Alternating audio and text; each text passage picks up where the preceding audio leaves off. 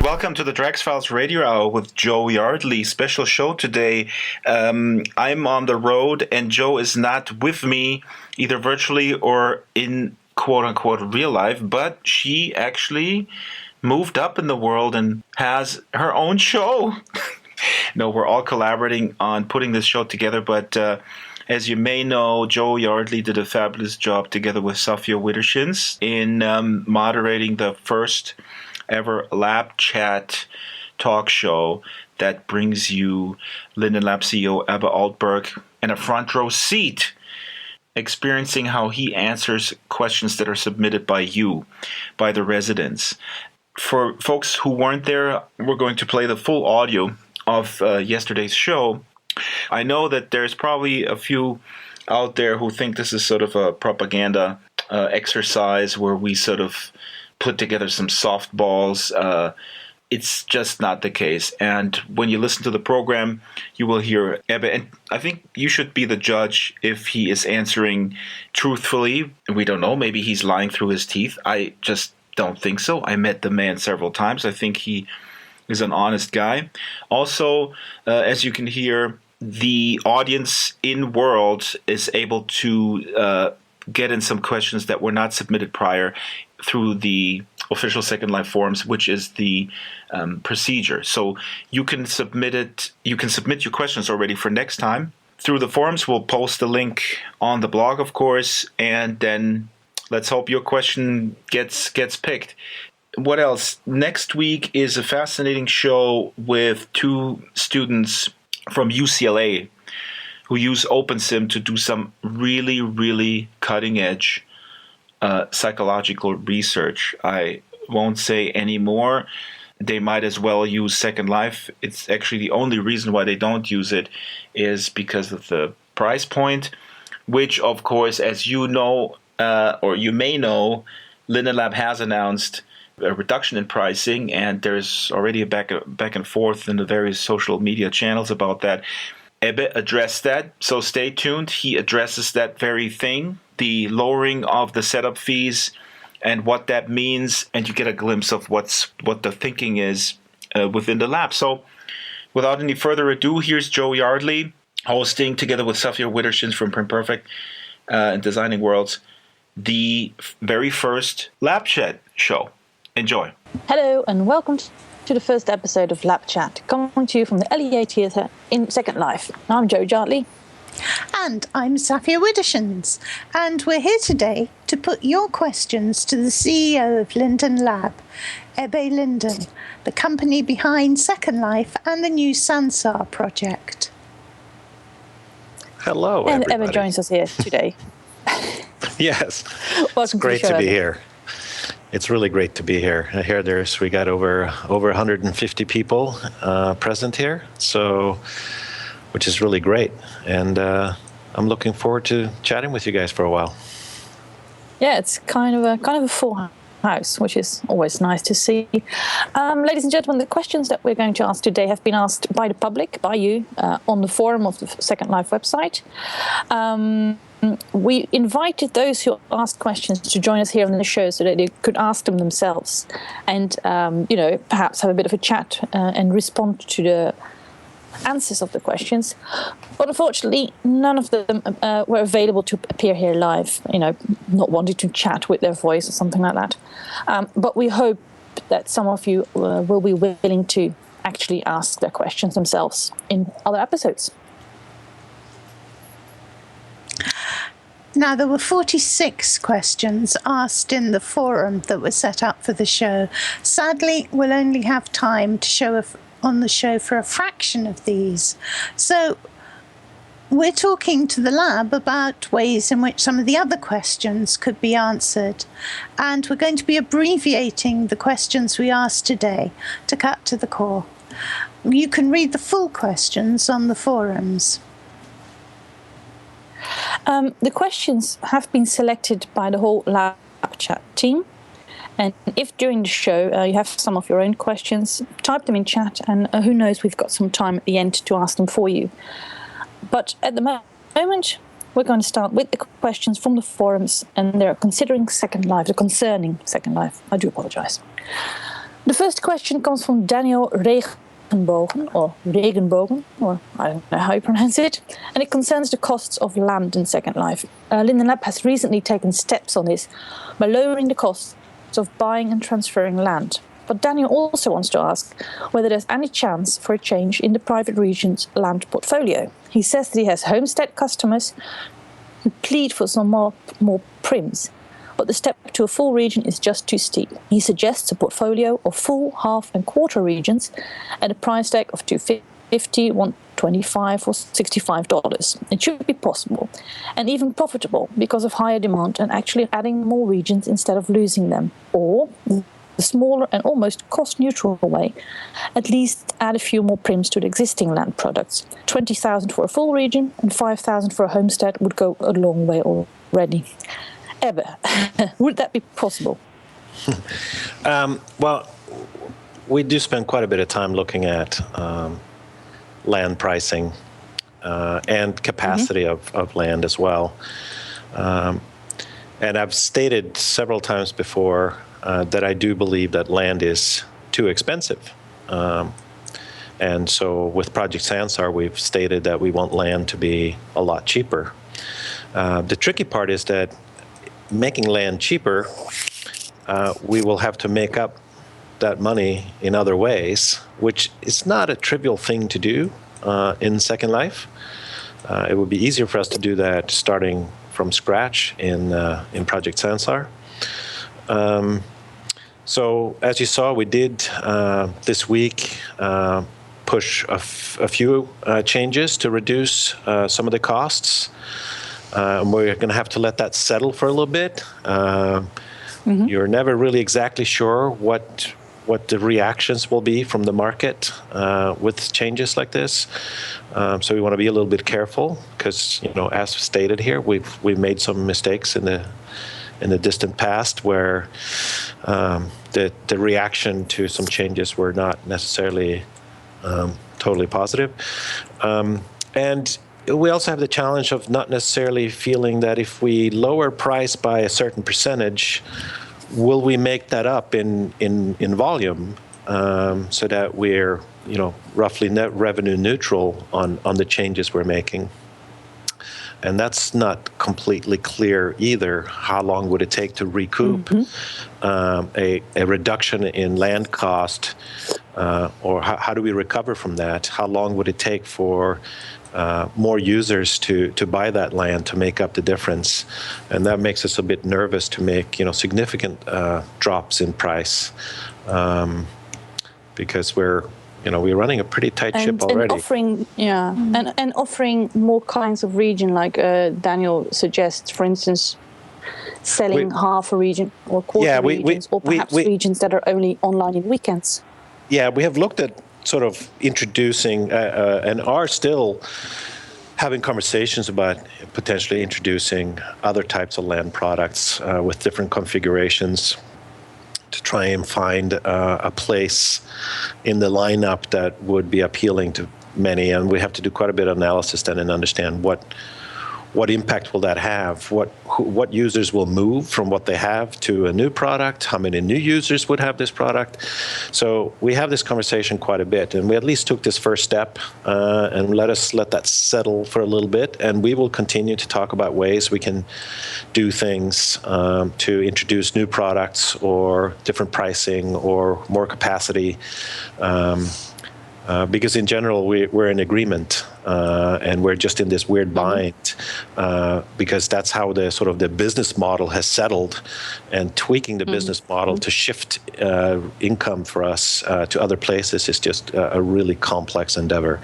So, we're going to keep working on it. I don't have anything to announce that, a new type of product or a time frame, but we certainly will keep in mind, because the decline is not something that we want either. So there's lots of things we're trying to do to stem that, improving quality and performance, and a number of other initiatives, better acquisition of new users, et cetera, et cetera. But so we will, and we also want to try and understand over time what does it look like for someone who wants to, spend time in both Second Life and Sansar and develop or create on both platforms, and what can we do to, make that not a double whammy for people. So make a nice package deal. yeah, that's things we've started to talk about as well. Excellent. Yeah. Sophia. Yes, I was going to say one comment I want to pick up on.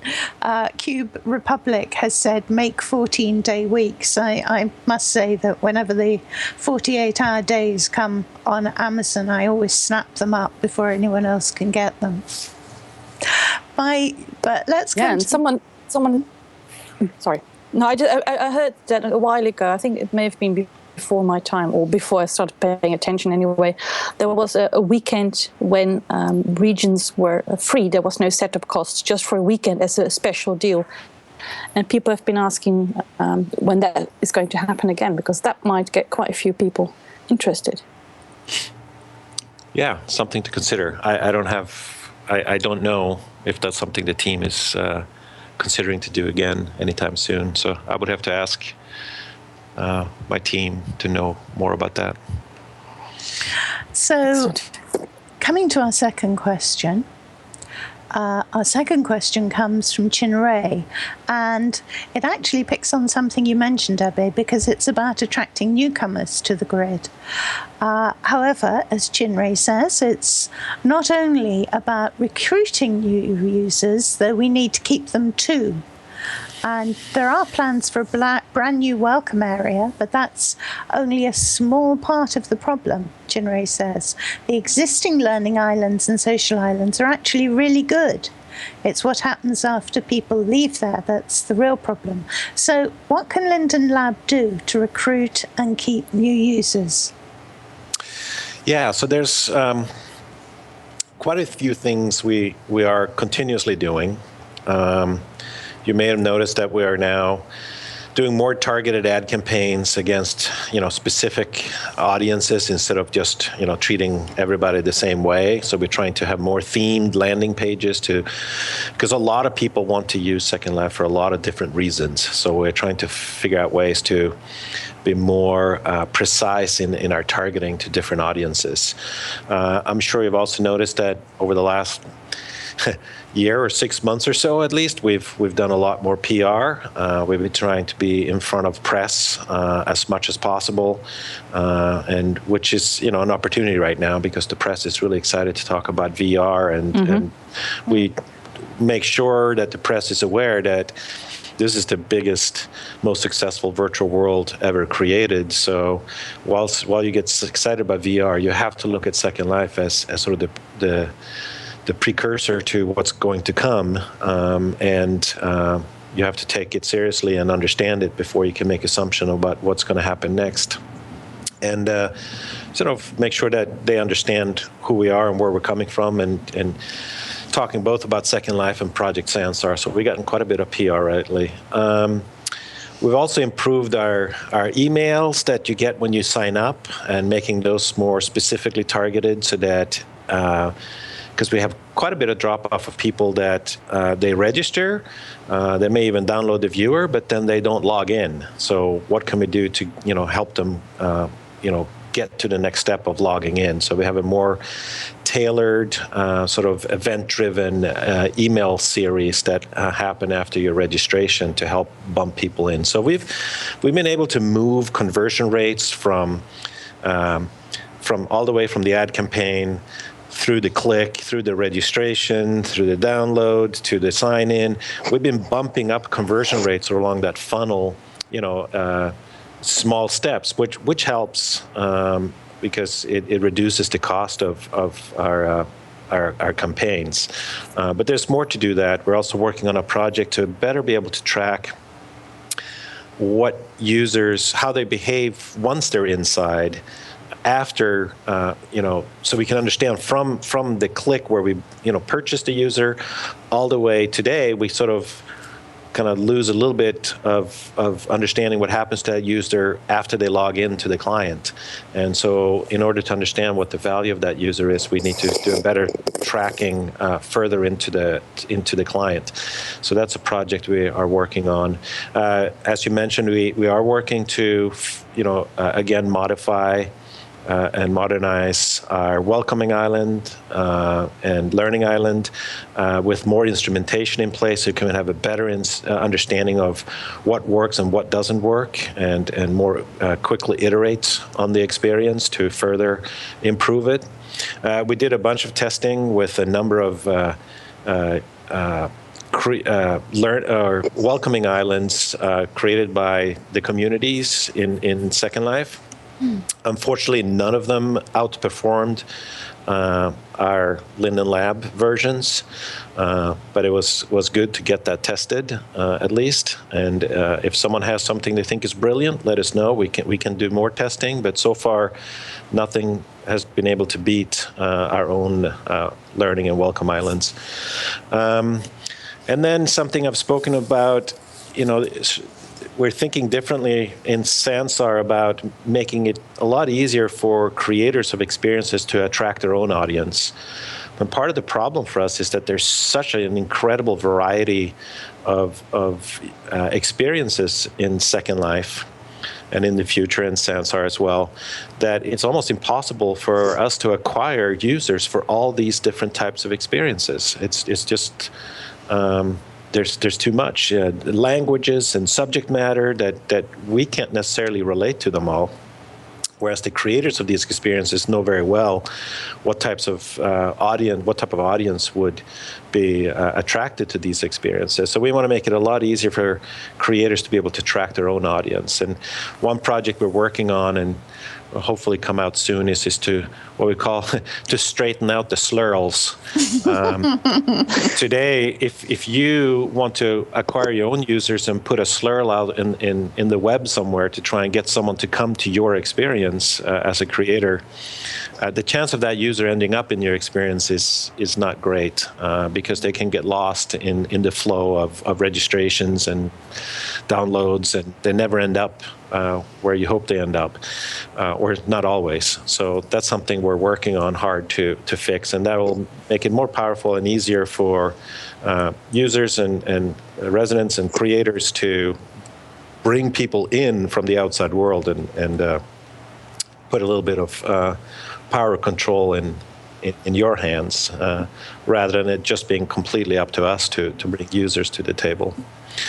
So those are things that we're working on. We do a lot of A/B testing. We continually test various tweaks, whether it's in ad campaigns, landing pages, and various parts of the flow. And yes, to the question also that, once they come in and they're sort of know what's going on, now where do they go?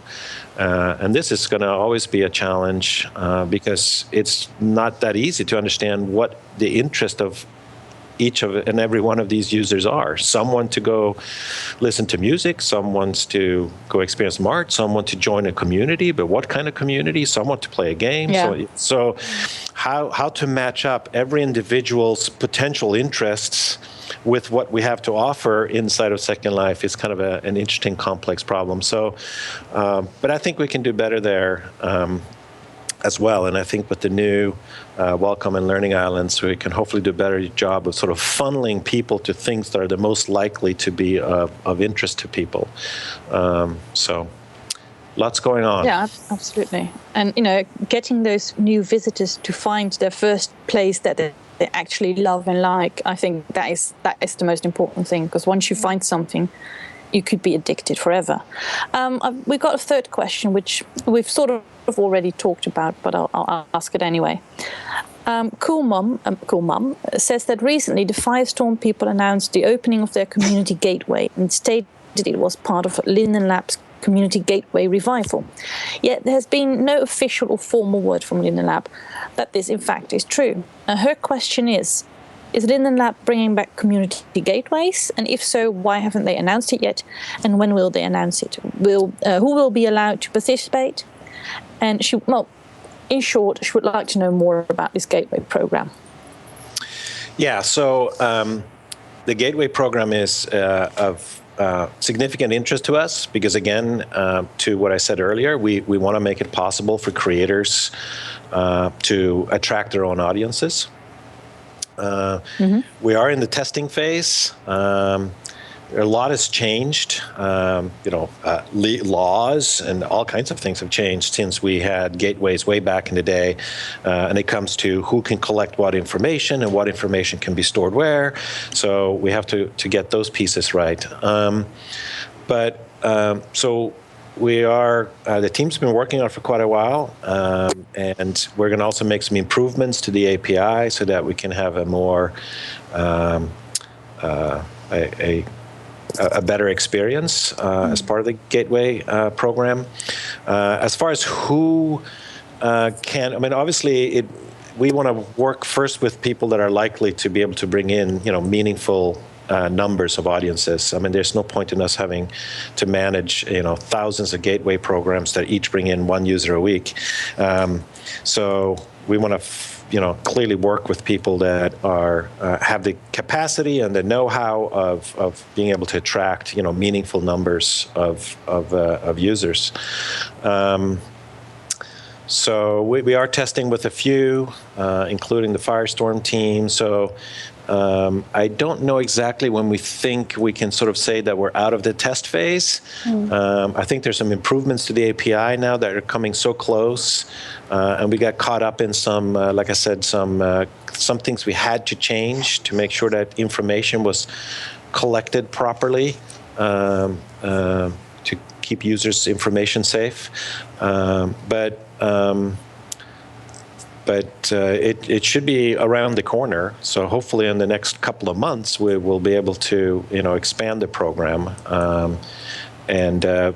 Clearly, first come, first serve will not first come, first serve. The people that can explain to us why they're likely to be able to attract large numbers will probably be the ones we prioritize first. And I don't know how easy it will be us for scale this program to. Is it something we can let almost anyone do, or I don't know how much overhead it is for us to manage these on a per each case. So hopefully it's fairly scalable and we can let a lot of people do this. Ultimately, this is not only interesting for us for Second Life, it's also interesting for us to learn a lot here because this is the approach we want to take from the beginning with regards to Project Sansar, where from day one we want to make it very easy for creators of experiences to immediately start attracting their own audience directly into their experience without, the expectation of having people like Second Life have to come in through the front door and then be routed to various experiences.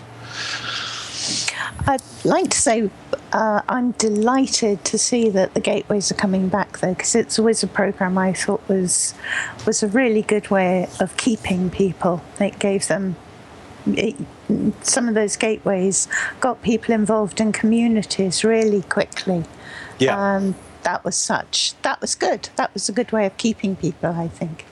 Yeah, and for some markets, like we've had a lot of success with users from Brazil, and that was almost entirely due to a partner there having a very successful gateway program. And you had local people that could attract a local audience in local language, much better than we could do from here. So yeah, we definitely believe in it and want to roll it out as quickly as we can. It's not just a feature, it's actually a way of thinking how this should be done to get to complete scale. It's, like I said, how we think about Project Sansar from day one. Excellent. Something else that's great, which before I get to the next question, I just want to say, is the new avatars. I think they're really super, the new range, and I noticed that you're wearing one yourself. Yeah, I picked this one this morning. I only reduced the size of my hands a little bit. They looked a little big to me to start with, but otherwise I changed nothing. So this is I'm a noob default avatar right here, right now. And even more important, that suit is perfectly suitable for 1920s Berlin. Oh, finally I can visit you and not feel like a stranger from the future. Yeah, we can stop pointing and giggling at you. Okay, now there's been a recent opening of the new marketplace beta, and that's caused quite a lot of concern among content creators who feel, for example, that the new way of ordering things means that the products they've paid to have well placed or are very popular sellers are becoming lost. Chin Ray again asks, what plans do Linden Lab have for upgrading, replacing the existing marketplace, and when can we expect to see the results? Well, we're rolling out a beta now, and we're starting to get feedback, and so we want to collect more feedback on some of the improvements we're trying to make in the relevance of search. It will take a while for us to get it tuned to the point where we can clearly see that it's better than what we currently have in production. So that's going to happen. As soon as we find that the beta is outperforming the current production product, we'll swap it over. And I don't know how long it will take us to test and tune and make sure that it is an improvement. And otherwise, let's see. Can I ask, what's the best way for people to feed back to you on this one? Well, I'm hoping that the people that are rolling out the beta have been asking how to provide feedback on that. And if that's not clear, then I'll ask Pete to work with the team to make sure that it is clear to people. So I'm not sure how they asked to receive the feedback in the first place. Okay. And I don't want to confuse anyone by suggesting where they should go. So I'll let the team make sure that they reiterate how the feedback should be collected or provided. That's great. Thank you. But the new search engine we're using underneath in this beta will help us make it easy for us to keep tuning it and improve relevance. And it will also help us better scale and add new categories. We just finally completed the deprecation of the X-Tree technology, which was quite scary because there was a bunch of stuff in there that no one here knew anything about. So not having a dependency on that anymore actually makes us feel a lot safer.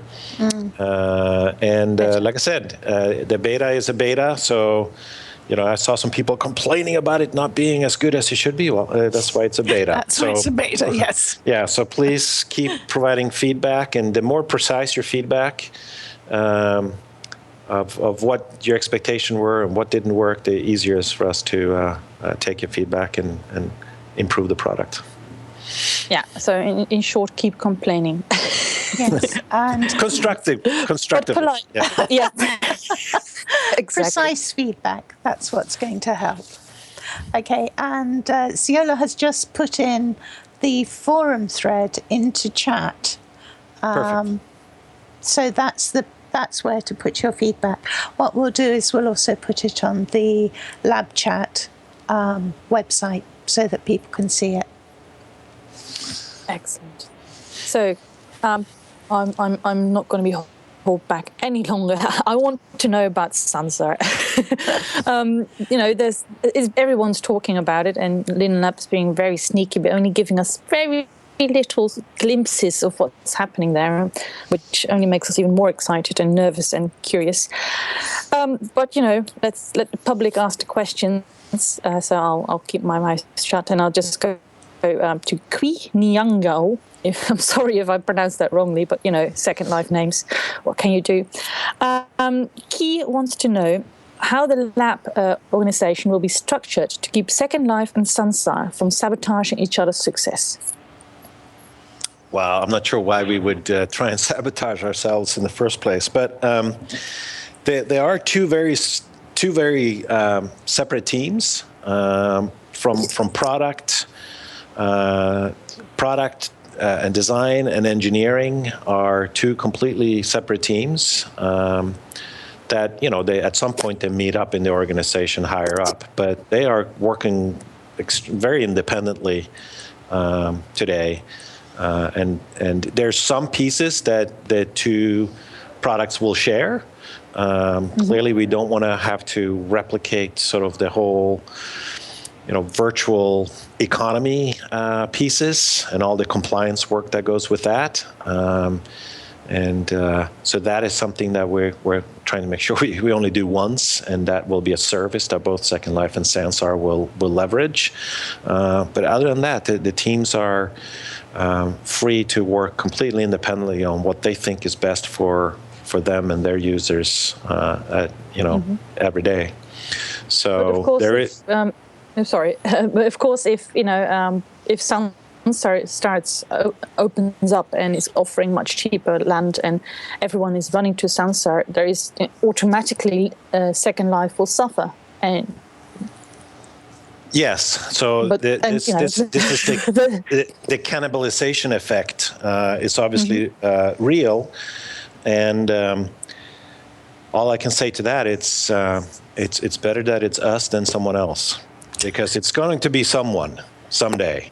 And so we've just said it has to be us.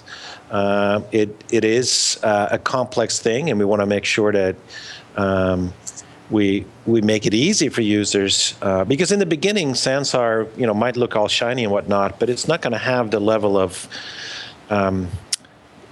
complexity and sophistication of Second Life that's been developed for almost 15 years now. It will take a while for a lot of the things that you all love and do in Second Life to be able to be something that you could completely do in Sansar. And for some of you, you've built things that would take a long time to replicate, not just the content and the experience, but also the communities and all that goes around it. So we want to make sure that you can take your time in choosing where you want to spend your time. And we're not planning to force anything. We're going to let users give you the opportunity to choose where you want to spend your time and how you want to spend your time. And there is a risk. What if you subtract enough from Second Life that it sort of loses complete momentum and implodes, and we did something wrong with Sansar, so it doesn't really take off. So now you have two things that don't really work, rather than at least one thing that sort of works.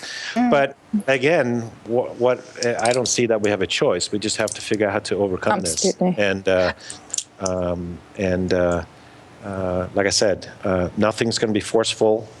Users are going to vote with their clicks and their virtual feet, and that will ultimately determine how things play out. And it's going to be difficult to put a timeline on this, but what we're trying to do is create something that is probably going to be very interesting to a lot of Second Life users. But it might take, for some users, it might take, a couple of years before they feel that Sansar is maybe something that's more suitable to them than what Second Life is today. And for some users, maybe never, which is okay too. I mean, some communities are not dependent on whatever the overall volume of the entire world is. There's so many experiences that if they weren't happening, it wouldn't impact particular communities at all. So I was just thinking that when I. Yeah, so as long as we make it easy for you, for example, Joe, to keep Berlin happening, and then we make it easy for you to keep bringing in more users into Berlin, does it matter whether a Vampire Island on the other side of the sim is fully booked or not? Not really. I mean, you want to have choices to move around things, but you'll also have the option of moving around things in Second Life and Sansar. You can bop in and out of both as you wish. So. Yeah, exactly. I was just, when you walk around Second Life, especially around your own sim, and you know how much management, how many tools you need to manage such a place. For instance, a rental system that makes you realize that it's going to be a long time before someone, goes to Sansar and builds an entirely new rental system, of course. So it's going to take a little. Even if Sansa were open tomorrow, it will still take some time. By the way, when will we be allowed in? I'll ask that every time I meet you. I just have to. It's my duty. So right now, well, we will continue to sort of add a few more people, and I mean few, I'm talking single-digit numbers over the next several months, just a few here and there for what I say use cases around things that we believe Sansar can actually deliver value today. So Joe, if you wanted to see if you can build Berlin, well, not today because of this, and that. So, but there are other users that, can actually create some things right now and find value from it. So we've been working with some architecture firms and some museums and stuff where, highly sophisticated scripted interactivity of this and that aren't necessary, and monetization is not even necessary yet. So we're trying to work with customers that find value in it today. And then as we get more and more functionality, we can bring in more and more people that would have expectations of more things working in certain ways. And then we're pushing hard to have a much broader beta. It now sounds like it's about June, a much broader beta. and then still, my goal is to make it generally available by the end of 16. I'm going to be very firm on that date. When you get closer to things, you might, change your mind, but I'm very firm on that date. So we only have three things to work with. One is time, and I don't want to mess with that. The other is resource, and we're hiring as fast as we can, and we've been very lucky in adding some really highly skilled talent across the organization, and we're going to continue to hire more people. But that's not something that you can sort of, change velocity in a massive way in a short order of time. But so we'll continue to do that. And the third is scope. How much functionality are you trying to shove in there in a particular time frame? So scope is sort of the lever that we have a lot more options to play with. So we're just going to have to figure out how we scope this product, that it's really good for a few people for some core scenarios, and then let the product evolve and expand in scope over time, rather than trying to be everything to everybody day one, which is, that's almost, that's like too much. So, which means for a lot of you, based on the scope, we have to sort of ratchet down to make sure we can get it out in these time frames. The product on day one will not be what you want it to be, or will not have what you need it to have in order for you to be able to, create what you imagine, or create what you find is meaningful to you. And then, but for some people it will be, and then over time, it'll be relevant to more and more people. I'm sure that I'm only speaking for myself when I say that, I'll be fine with being allowed to have a look around, even if I can't build Berlin yet. But Marianne McCann just mentioned in the crowd, she said, you mentioned June or July next year. That would be, around the time of Second Life's birthday. So that would be a very nice, perhaps, little announcement for the birthday celebrations. Just okay. Maybe we have to synchronize those dates, maybe. Yeah. We've had a lot of questions about Sansar, and perhaps it would be great if the lab could perhaps find a way of giving residents an update on the way that things are going that would address some of these issues. Like, for example, we were asked questions about hypergridding between Second Life and Sansar. I know some of these have been addressed before, but perhaps we could have a place where questions were collected together that would help residents. So, sorry, I didn't completely understand the question. I was saying perhaps we could have a place where residents' questions, we had a lot of questions about Sansar. Some of these have been asked before, but the answers tend to be scattered. And I was wondering if we could have a place where these kind of questions could be gathered together.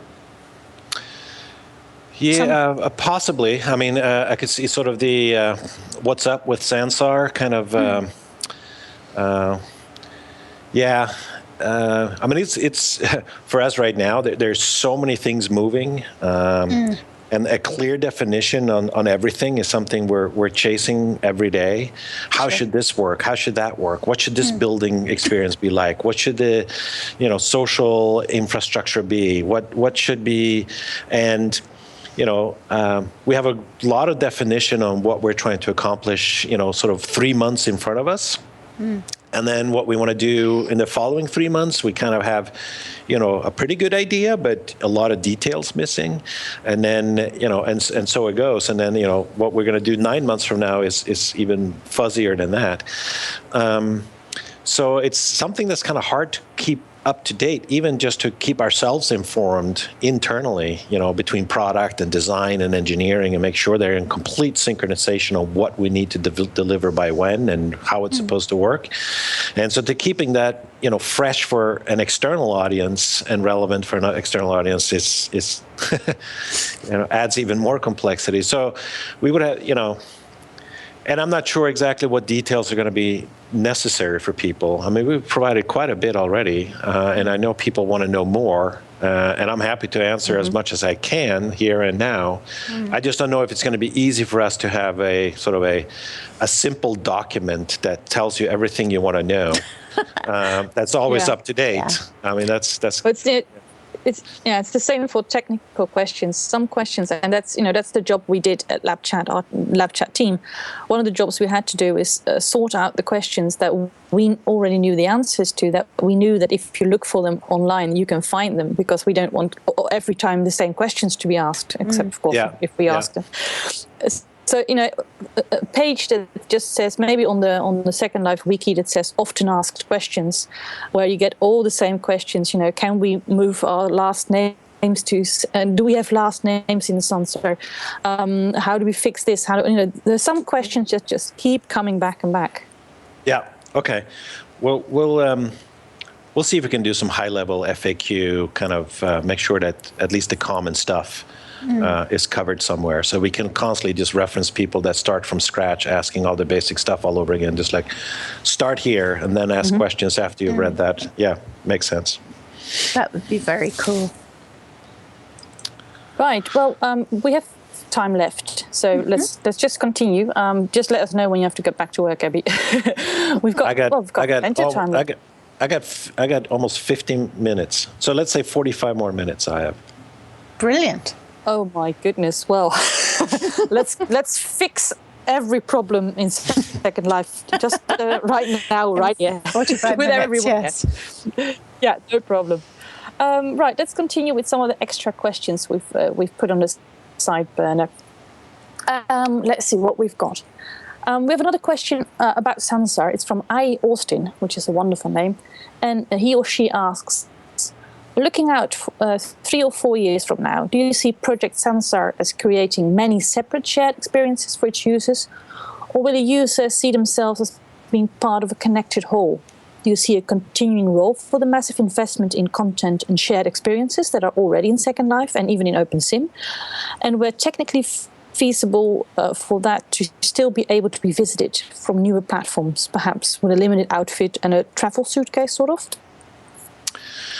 So I'm not very optimistic on the idea of, I don't know, what do we call it? Hybrid grid? The idea of being able to hop from one platform to another and remain and sort of retaining your identity and some appearance doing that, I think that would be extremely difficult to do. So, and I think we're probably too young. I mean, it hasn't even happened on the internet yet. I mean, try doing that, going between Facebook and then you go to Amazon and then you go to Google. Like, no, you cannot carry your one ID across those. So, and they have, quite a head start on where we're at. So, and what we're trying to do is also way more complicated than that. You're talking about, an avatar with appearance and animation and I would say a stronger identity than just a username or something like that. So I think that's something that I don't think is worthwhile chasing right now. I think I think the competition between all kinds of grids are good. It's going to push us, forward to having better and better experiences. But the idea of this all being tied together, I think, is just so much energy could be spent on that, and not necessarily getting to where you need to go.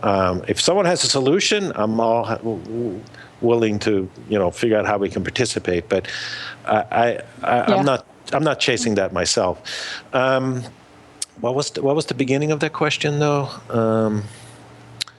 The beginning of the question was, do you see Project Sansar as creating many separate shared experiences for its users? Yeah. Or will they be part of Connected Whole? Yeah, so it all depends on what you mean by connected whole. Is the map what makes it connected whole? Is it the fact that you can teleport from one to the other that makes it a connected whole? Clearly we want to create the ability for people to create experiences and interconnect them as they wish. So ultimately it's a web of experiences, and users could enter into one experience and from that experience, move through other experiences as they sort of navigate through the platform or the world or whatever you want to call it. I think what's meant is indeed to have some sort of map, or at least the idea of a world. For instance, when I look at the map and I see how big it is, and some people do that, they just randomly click on a place where there seems to be some life, and they can go there. And there is. Yeah, so we're thinking less that way, at least to start with, for Sansar.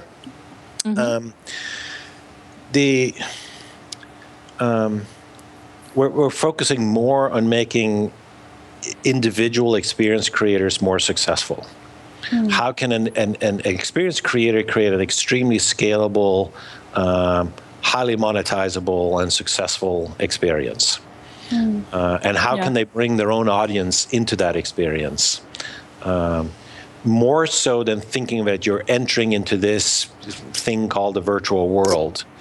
Now, the fact is that all of these experiences that users create can be interconnected in all kinds of ways around themes or whatever relation they have, language, culture. So you can build enormous things by interconnecting pieces. Either one team can do it by interconnecting a huge amount of pieces into a sort of a web of experiences, or different people interconnecting with each other to form experiences that goes across many simulators or servers, if you will. So I could build 1920s Europe instead of just 1920s Berlin. Exactly. Or you can collaborate with people that each do their own country as part of that and interconnect with each other in various ways. Oh, that's exciting. So, which you can do in Second Life today as well, but land costs might make it a little bit, has had a constraint a bit on a bit of that type of creativity. So that's more how we think about it, and that it's more how can we make but creators more successful on this platform. In Second Life, I see people that are successful selling content, and I see people that are successful doing sort of arbitrage on land. But you don't necessarily see a lot of people that are very successful monetarily because of an experience. And so how can we make more successful experiences that people are willing to spend time and money in? And part of that has been, the difficulty of scaling an experience in Second Life. So we want to solve that for Sansar, so that the number of users you can serve with an experience can be much, much, much, much larger. So that's where we'll start. And then it could be that maybe people create continents or whatever you want to call it, or even worlds, and that it maybe over time we'll think of a way that those can figure out how to have a map of that experience, and those could be vast.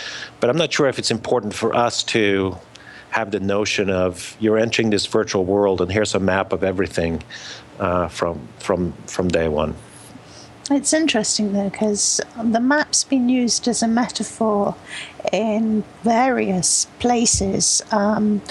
If you think of things like, going back to the early days in the 1980s, I remember one of my first connections was through something called East Yardley, which used a map metaphor to connect different websites. And of course, GeoCities was a huge one for a long time.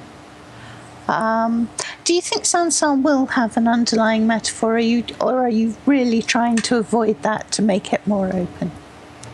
More open, more variety, less themed. Give creators more control over what the experience should be within that experience. No, not less water, more water. No, and I saw here on the chat, I just caught a glimpse that people asking, what is an experience? Joe's Berlin is an experience. It's multiple regions stitched together create an overall experience. And that's, in this case, a themed experience around a place and time.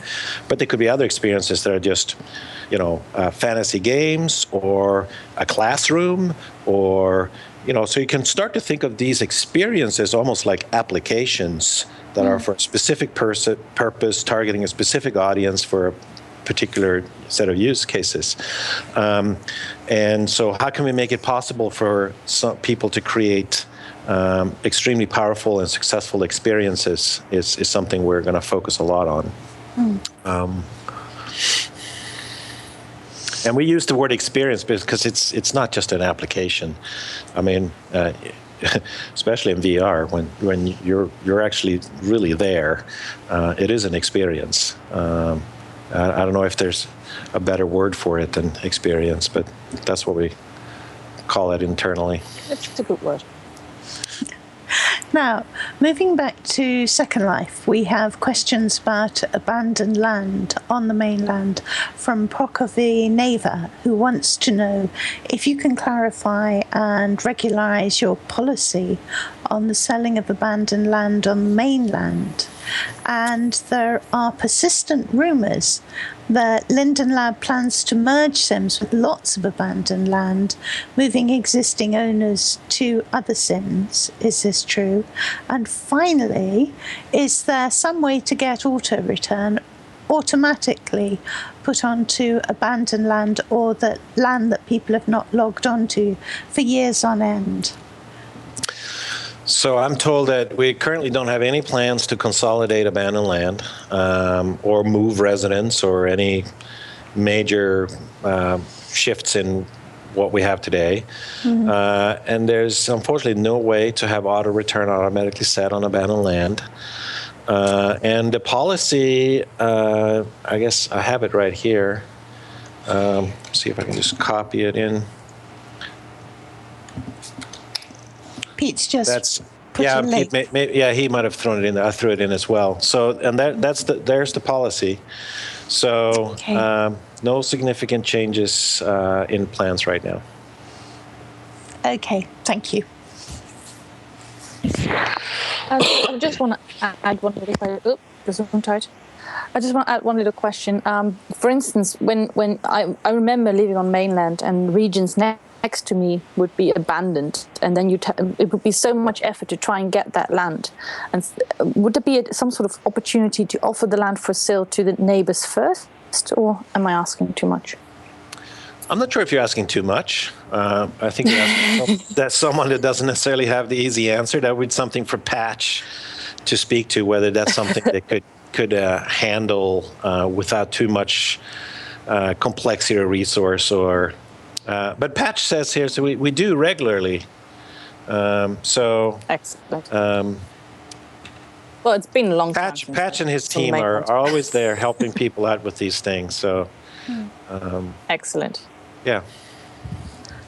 Okay, we have the last of our submitted questions. And remember, folks, if we're going to do, for the next episode, try and get your questions in beforehand. The next question that we have is another one from Chinray, who asked a long question and then finally summed it up as, What can Linden Lab do to help, advise, and encourage content creators to build an even better Second Life for everybody? Well, wow, that's that's a big question. Well, I mean, obviously, continuously providing us feedback as to what works and what doesn't work, and also what.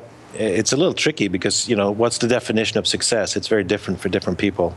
For some people, just, creating all by themselves over in a corner is sort of, that's their definition of success. And for others is, how can I create an experience that can serve millions of users and I can make millions of dollars? Those are very different. Now,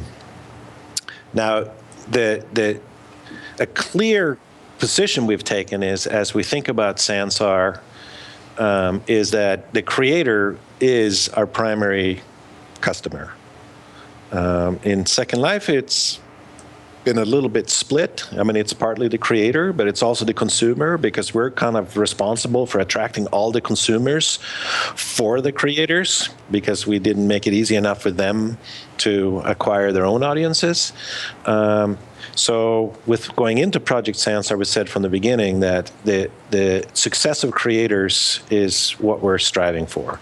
If we can make creators successful, then we will be successful. And creators will only be successful if they can create experiences that their audience, their users, their communities find successful. So that's how we sort of made it very clear as to how our main audience is, and therefore what our goals is, and what our approach is to build a product, and to give more power and control in the hands of creators of what their experience should be like.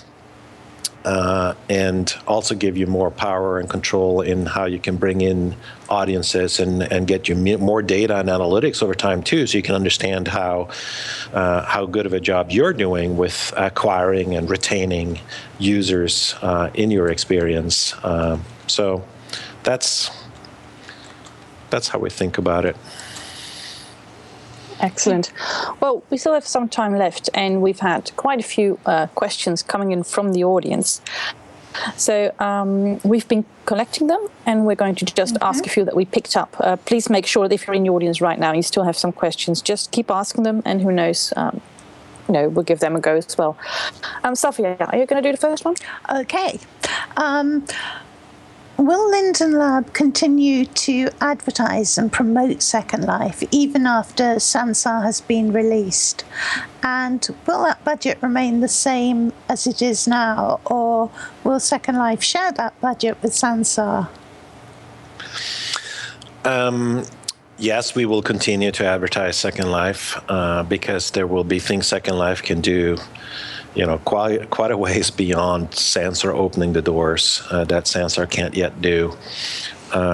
As for how, and in the beginning, we will focus more of our energy of acquiring creators that have that can then go acquire users for their experiences. Maybe less so focusing in the beginning on creators that will create something and then expect us to deliver customers to their experience. Over time, as volume starts to happen and people want to discover more things, we will obviously do what we can to make it easy for people to discover other experiences and start figuring out how to move people around all the experiences that could be relevant to them. But in the beginning, it will be very focused on acquiring creators that can create creations that will sort of have the ability to attract audiences without the expectation that we're going to provide all of that. As far as how the budget will be distributed, it's too early to tell. I mean, we don't know yet when Sansar will have what types of growth rates. I mean, we can put all kinds of charts on the wall that shows lines going up and to the right with all kinds of different angles. And until you actually do it, it's kind of a lot of speculation. So I think it's too early to tell what the transition might look like or the two being there side by side. How many users will choose to go from Second Life to Sansar, at what rate, at what time. So I think we just have to start and then play it as we start to see things. But I would expect us to continue to maintain Second Life from a marketing perspective and development, etc., for a long time after Sansar starts to reveal itself.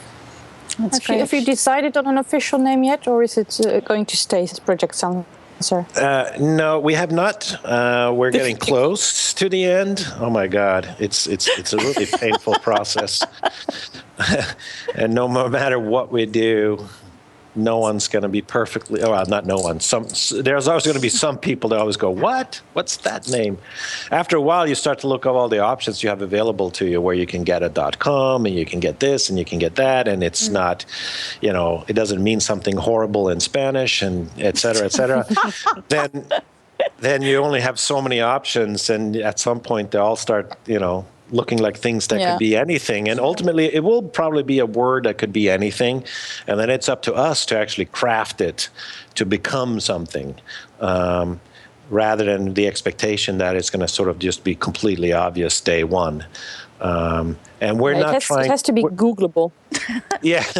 Well, that's another thing. If you Google it, you automatically have to go to. Yeah, you can spell it in lots of languages. You can pronounce it in a lot of languages. You can, and then at the same time, it can maybe give you a hint or an idea of what's there without being just super boring and obvious, like virtual VR world. Why don't you make it a competition? Make it a competition. Think of the new name for Sansar and you get free land for it.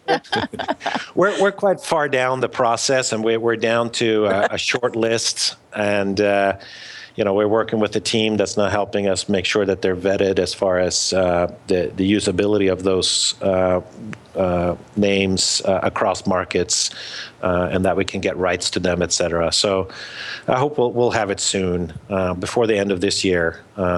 So it's ongoing, but it's still a ways for us to be really for the product to reveal itself. So it's we'll get it sorted.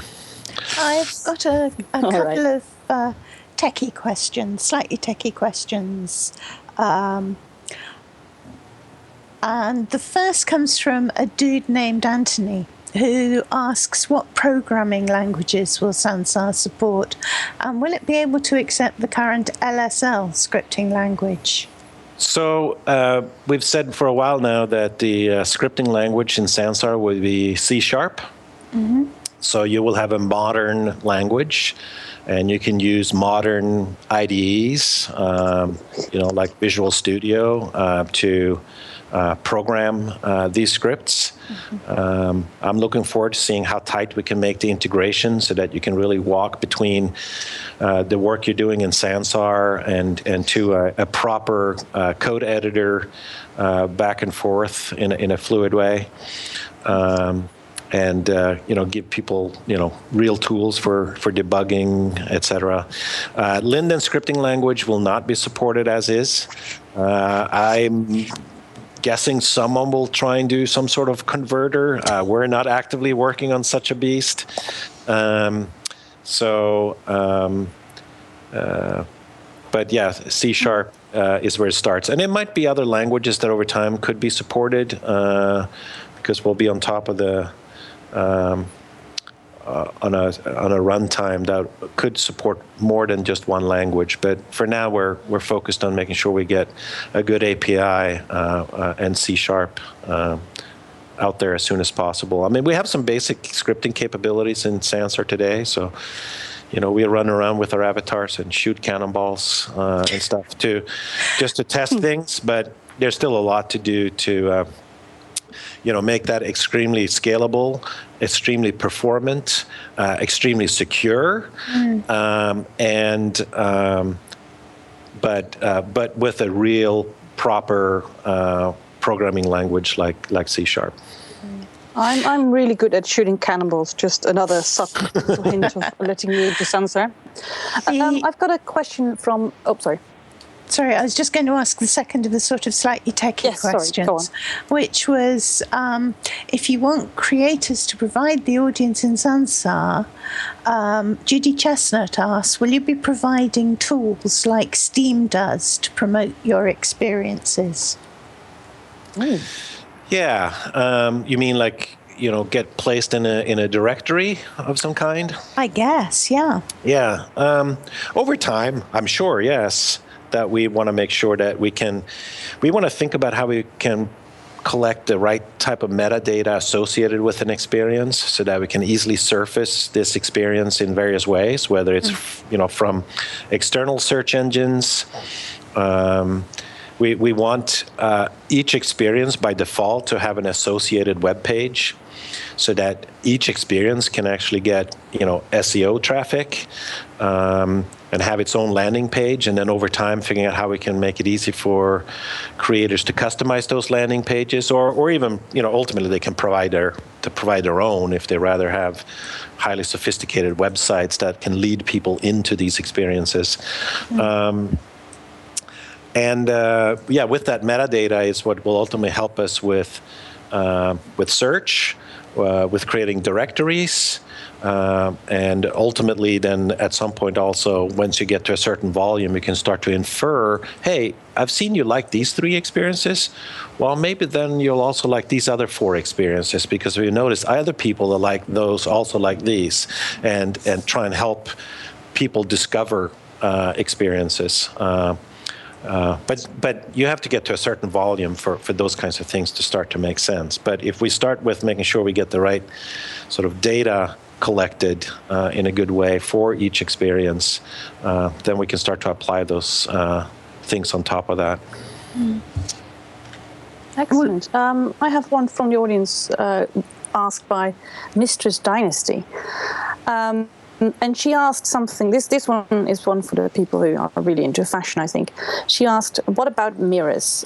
Why can't we have mirrors in Second Life? And of course, also, will we have them in Sansar? We have water that does reflection very well. Could we maybe perhaps have vertical water, which would also be very nice for waterfalls, things like that? I don't know yet. I know mirrors is kind of complicated. I don't know exactly why, but I can sort of understand why it's complicated. When you think about how you have to handle lighting. But we certainly are going to support a whole lot more over time capabilities in our rendering engine than Second Life could. We're actually rewriting the rendering engine that we have in Sansar right now, yet again. Because we realized that the flexibility which by we could add more features quickly on top of the architecture we had would sort of constrain ourselves down the road. So we made the decision to actually just do it right. And so a small team with really talented people are cranking away on that, and that should be done sort of in the end of Q1 timeframe. So then we'll flip Sansar from being on the current renderer to a new renderer. That new renderer will also be able to take advantage of hardware on a per platform basis. So, DirectX on, Windows platforms and Metal on iOS platforms, et cetera, so that we can be even more performant. And then as well gives us more flexibility to pile features on top, whether it's things like water or atmospherics or all kinds of things that we all want. So, but when each one of those features will exactly arrive, I don't know. I just know that it's going to be possible. As far as mirrors, I don't know for sure. It's kind of a unique problem in of itself. I would have to ask some people whether we expect just mirrors. Turn water on its side. We've actually heard that. Sounds so easy. Someone said about third-party developers have worked a way of doing mirrors. They would need to talk to Linden Lab developers about that, and it could be fun to have.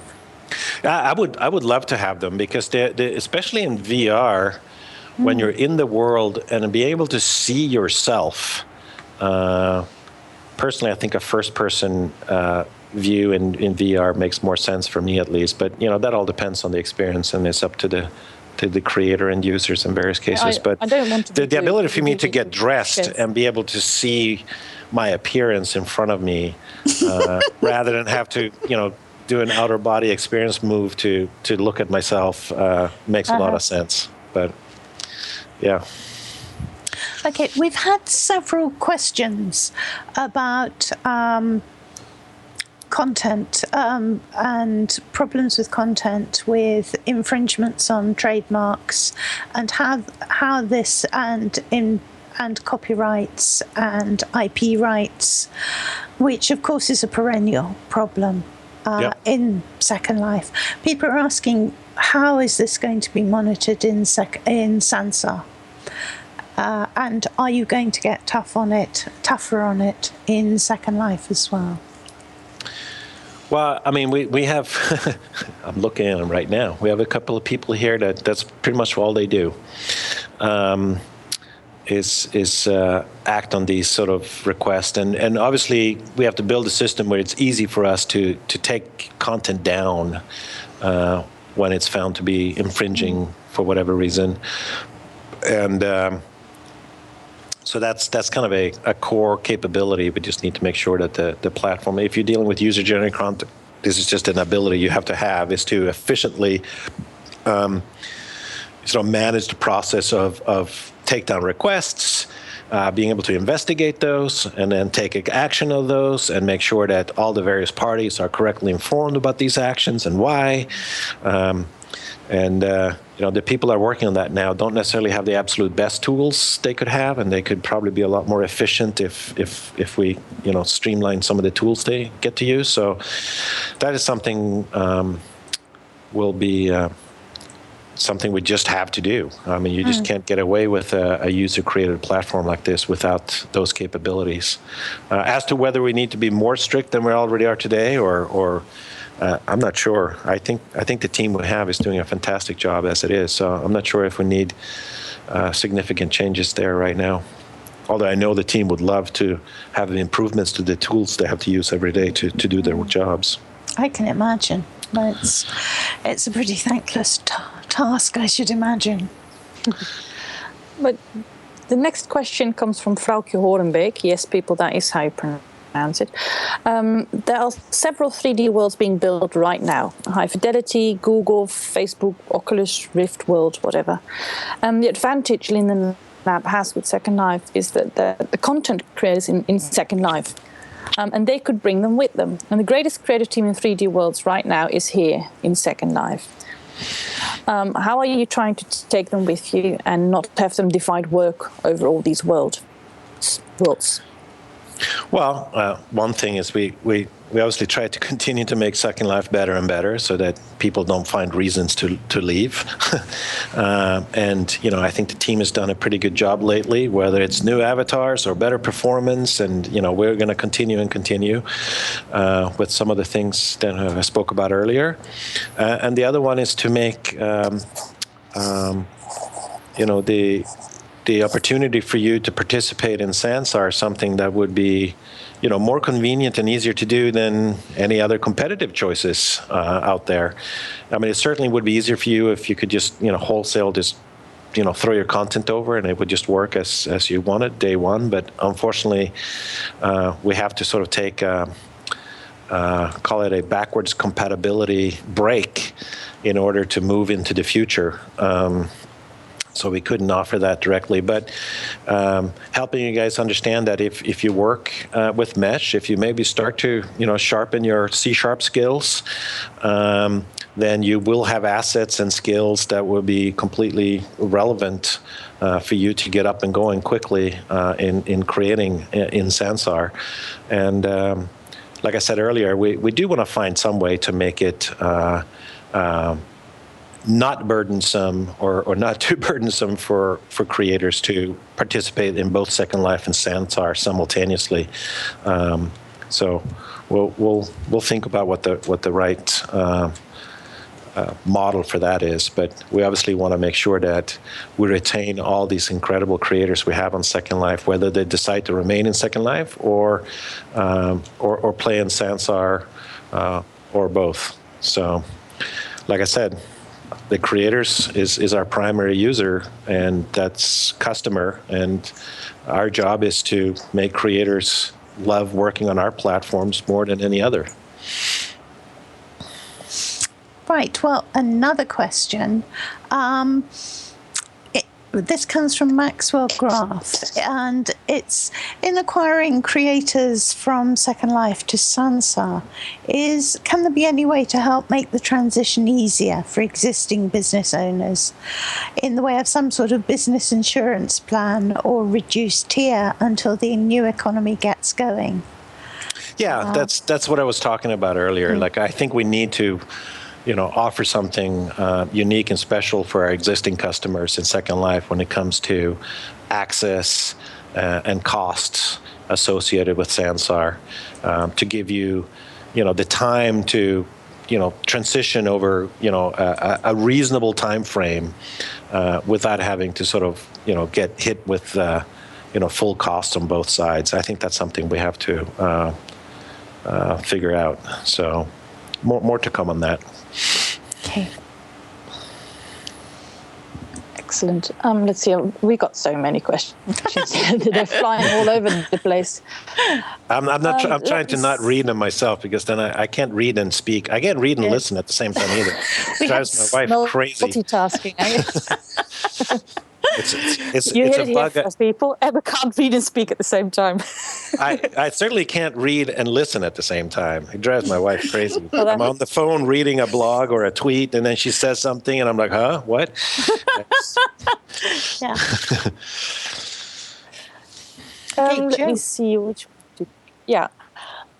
Yeah, it's very difficult. I have to pick a nice one, an interesting one. There's just so many. Have you got another one, Safia?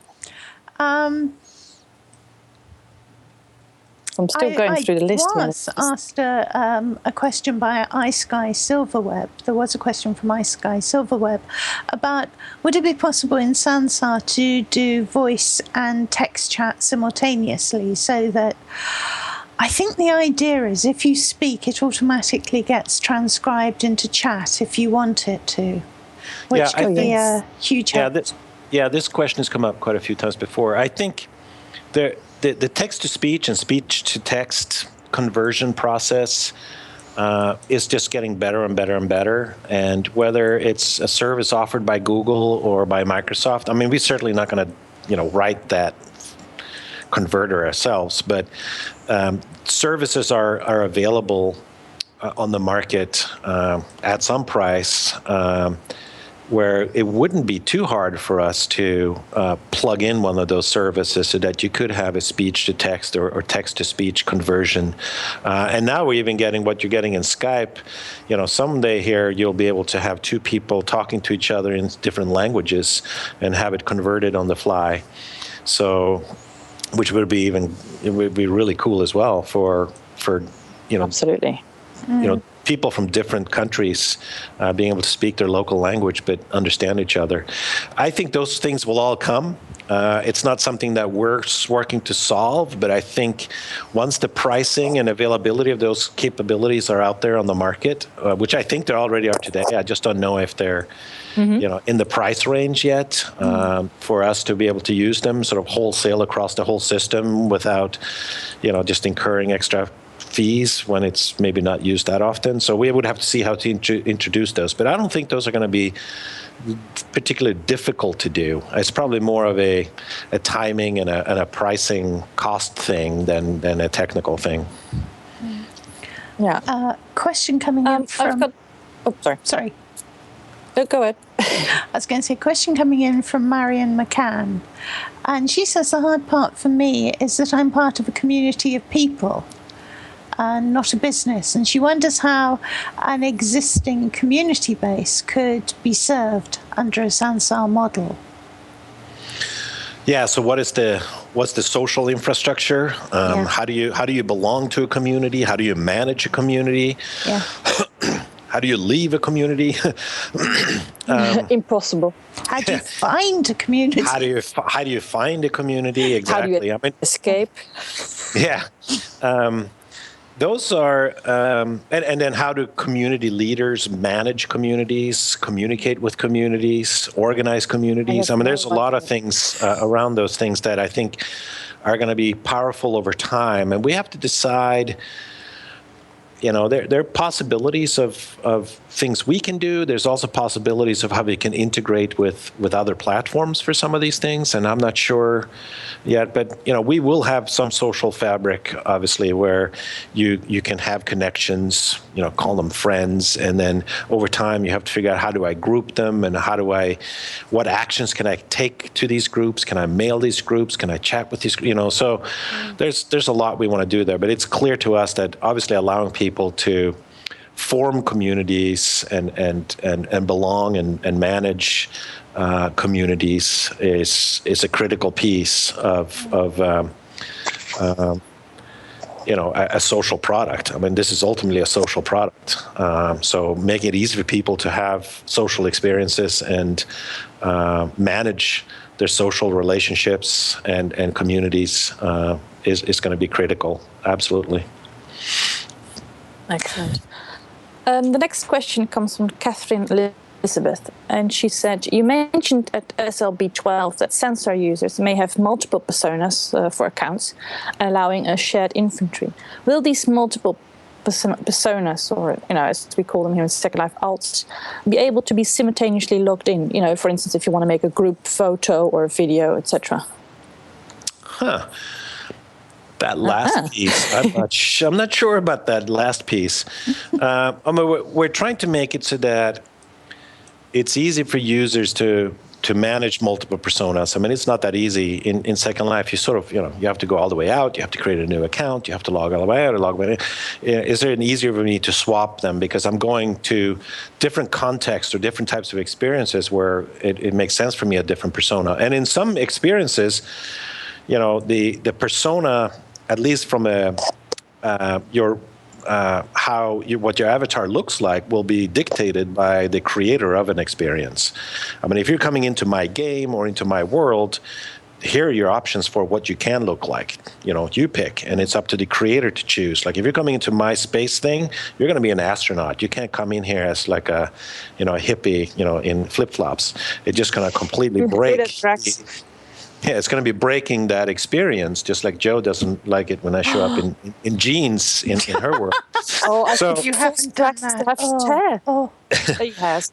So how do we make it easier for people to be able to bop in and around all these experiences and sort of and manage these personas without having to create all these alt accounts? And then the alt accounts just create headaches for our users, and they create headaches for us too with all these accounts that it's hard to sort of keep track of what they're for. Don't know when we'll, so we built sort of the notion of these personas into the Sansar sort of platform from the beginning.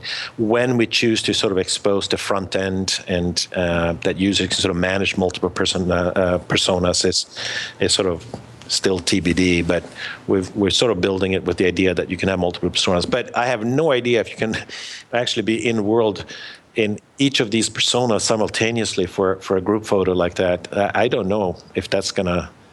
It sounds like the answer is no in my head, but I'm not sure if anyone. I haven't heard that come up before, so that's something for the team to speak to. Well, I guess this wouldn't be complete without asking one Oculus Rift question.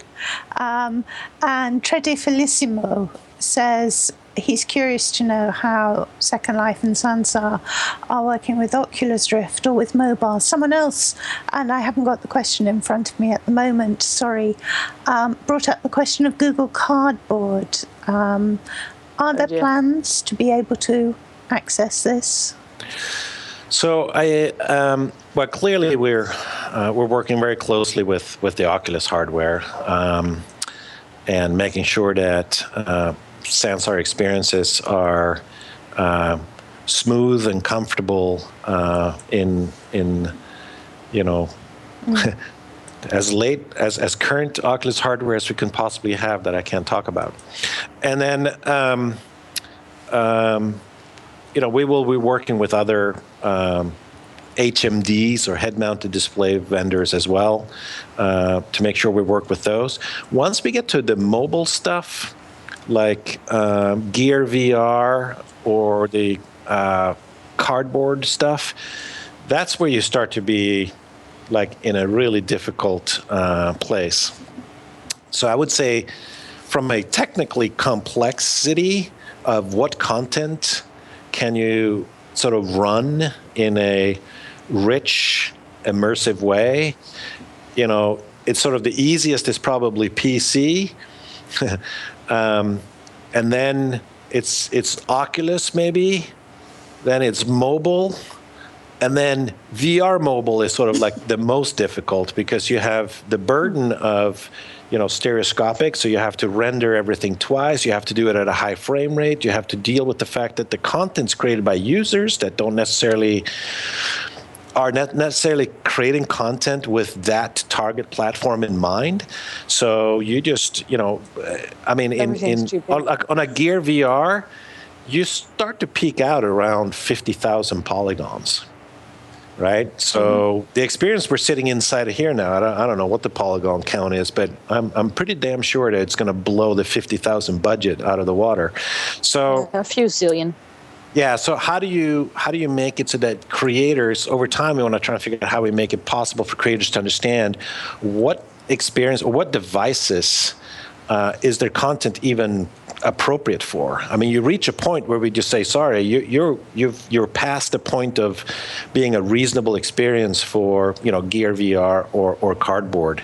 It's just too much going on, too many textures, too many polygons, and then you back up from there. You reach a point where say, sorry, you've blown your budget for what's possible even on a high-end gaming machine with an Oculus.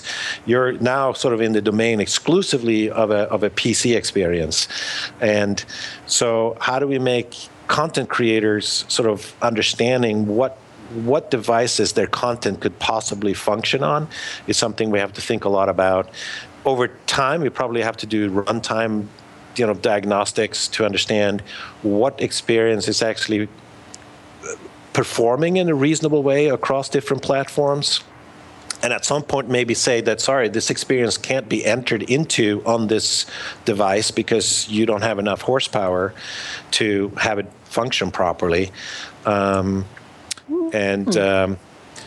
then you start to have whether it's automated or hand curated in some form to basically say, these are the experiences that you can run on PC.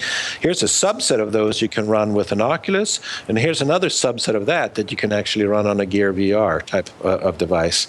That's something we have to think through. On top of that, we're trying to make sure we do what we can with, automatic content optimization, performance improvement stuff to make automatic polygon reduction type of techniques to make content more performant across more devices. So we want to figure out how to educate the creators as much as possible about what they can expect, that how their content can be consumed. Excellent. So that's maybe answers it. And I mean, I think clearly the most users will have access to sort of the least performant experiences. So you start with a cardboard, and then from there you go to a Gear VR, and the more performant, the better the experience get, the fewer users you're going to have that have access to that type of hardware. So it's like we would love to make sure that users can create really fun, cool experiences that people on even cardboard and Gear VR can consume. But at the same time, if you want to have a really rich experience, especially a social, multi-user, sort of social, rich experience, I don't expect too much of that to happen on a Gear VR. I think then you'll be on PCs and Oculus type of hardware to get that level of immersion. And there's a lot of other shortcomings too with the mobile stuff of not having proper tracking of where you are in 3D space, which sort of forces you to try a different type of experience when you can't have that instantaneous feedback of where you are positioned within 3D space, like you can with an Oculus or a Vive or a Sony. And it's going to be over the next several years. I mean, it's going to take years for VR hardware to sort of reach a broad enough audience that that's something that's going to be a primary use case for a lot of people. I think, which is why we make Sansar in such a way that you can consume it just as well on a PC or mobile as you can in VR hardware. And it's going to be the case for quite a while. And some use cases will probably be preferred to be done on PC for quite a long time. So I am extremely bullish and extremely excited about VR hardware, but I'm also being quite realistic that it's going to be, many years before that is sort of a huge market that you can address in a sort of in a clean way. It's going to be messy for a while. I mean, it's going to be messy for a while. There's no doubt because there's going to be use those words in Second Life. We're used to it. We can do that. We can cope. Yeah, it's going to be a lot of fragmentation with these big companies, Google and Microsoft and Facebook, and it's probably just a matter of time before Apple comes out with something or whatever. And it's like, so you then have to sort of, it's the mess you have on mobile.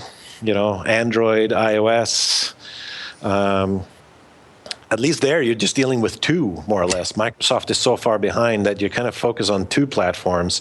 For VR, it's quite a bit messier than that for a while before things sort of shake out and we can see who the winners will be that will capture a large audience and which ones will be sort of the people on the edge that will never get a big audience. Well, although I'm sure we could keep this going for quite a while, sadly, we're coming to the end of our show for today. I would like to thank our guest, Ebba Linden, for coming here to answer residents' questions today, and we look forward to seeing you on LabChat again soon, I hope. I'm looking forward to coming back, and thank you so much for organizing this and holding this event, and thank you all for coming. And please keep the questions coming, and I'm sure we'll do more of these soon. I'm not sure when it's my turn or if you get access to other labbers, but the more of this, the better. Thank you. The more the merrier. Absolutely. Yes. We'd like to thank the people who made this possible, the LabChat team, Linden Lab, and the people at the Linden Endowment for the Arts. Thank you all, and thank you to the residents of Second Life for making all this possible. Cheers. And if you'd like to see this show again, the video will appear shortly on the Second Life YouTube channel and on the LabChat website, as well as AView TV. And there will be audio highlights on the Drax Radio Hour podcast, and there will also be a transcription of the show on the website shortly. And you can follow us on Twitter, Facebook, etc., and of course on our website at labchatsl.wordpress.com. So until next time, it's goodbye from LabChat. Goodbye and auf Wiedersehen. Cheers, everybody. All right, that was the show Lab Chat. Hope you enjoyed it, and I hope you can show up next time. It was pretty full house, different varying accounts. I think that the top was almost 200 people. Joe tells me it was 197. I counted 182, but I crashed so much that I don't know. People were going in and out. Unfortunately, the usual problem. But I think this is another sign that Second Life is pretty darn vibrant, and we are doing virtual reality talk shows. And if Oculus Rift founder Palmer Luckey thinks Second Life is not VR, I posted on various social media channels that I think this is pure and simple a way to associate Oculus and the HMD quote-unquote movement with VR and to the exclusion of everything else. So it's essentially a marketing strategy to establish that term virtual reality and disassociate it from everything else that came prior.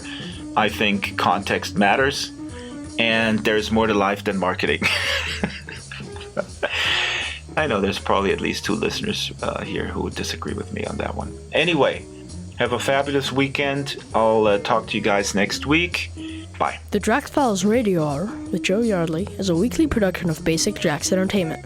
The show is supported by Maven Homes, Giza Creations, Botanical, Strawberry Sing, Abranimations, Eros Avatars, Caravel Design, Avacon, The Cube Republic, Fateware by Damien Fate, the Avazines Publication Family, What Next, Bright Canopy, Dutchy Furniture, Landscapes Unlimited, Dwarfins, The Den, Following Gods Incorporated, Feroce SL, Giant Snail Races every Saturday, Kona Stream, and Death Row Designs. Contact the show via Skype, Drax Files, Avatar Drax Files, or email radio@draxfiles.com.